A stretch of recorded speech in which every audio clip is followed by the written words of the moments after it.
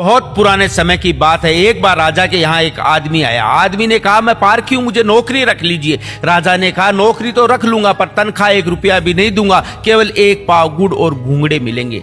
आदमी ने कहा ठीक है। एक दिन राजा एक घोड़ा खरीद के लाया और घोड़े के बारे में पूछा कि इस घोड़े के बारे में बताओ पारखी। पारखी ने कहा ये घोड़ा है ही नहीं, ये तो गाय है।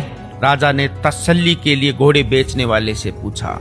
घोड़े बेचने वाले ने कहा हुजूर ये सही बोल रहा है तो ये घोड़ा ही, पर इसकी बचपन में मां मर गई थी, इसको गाय का दूध पिलाया गया था। राजा ने उससे पूछा तुम्हें कैसे पता चला कि ये घोड़ा गाय का है? उसने कहा हुजूर जब ये घास चर रहा था तो ये नीचे मुंह करके घास खा रहा था, जबकि घोड़े का स्वभाव होता है कि घास उठाता है और ऊपर मुंह करके खाता है। राजा बहुत खुश हुआ। उसने कहा आज से तुम्हें आधा किलो गुड़ और आधा किलो घूंगड़े मिलेंगे। थोड़े दिन बाद राजा ने तसल्ली के लिए पूछा कि मेरी रानी के बारे में बताओ पारखी, रानी कैसी है, मेरे को बहुत प्रिय है।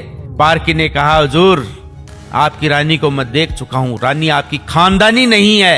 राजा ने तसल्ली के लिए फिर अपने ससुराल में पूछा कि रानी के बारे में बताओ, ये खानदानी नहीं है।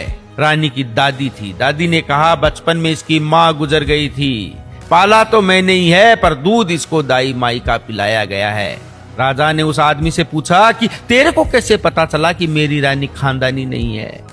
आदमी ने कहा कि इनका स्वभाव रानी के जैसा नहीं है, शालीन नहीं है, ये नौकरों पे चिल्लाती है, गाली गलौज करती है, इनके स्वभाव के हिसाब से मेरे को पता चल गया कि ये खानदानी नहीं है। राजा ने फिर पूछा कि चलो मेरे बारे में बताओ।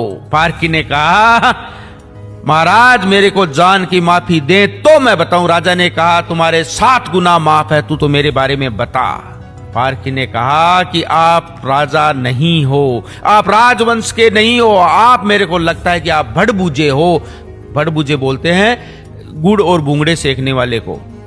राजा ने तसल्ली के लिए अपनी मां से पूछा कि क्या मां ये पारखी सही बोल रहा है, मेरे को सही से बताओ वरना मैं मर जाऊंगा। राजा की मां ने कहा कि बात ये सत्य बोल रहा है, जिस दिन तू पैदा हुआ था उसी दिन महल के पास में भड़बूजा आया हुआ था, उसके भी बेटा पैदा हुआ था पर मेरा बेटा मर गया था। मेरे को राजवंश चलाने के लिए इस भड़बूजा से तेरे को उधार लेना पड़ा। राजा को बहुत खुशी हुई और दुख भी। इस कहानी से हमें यही सीख मिलती है कि इंसान की पहचान चेहरे से नहीं चरित्र से होती है। इंसान का चरित्र अच्छा होना चाहिए, चरित्र से इंसान का खानदान पता चलता है।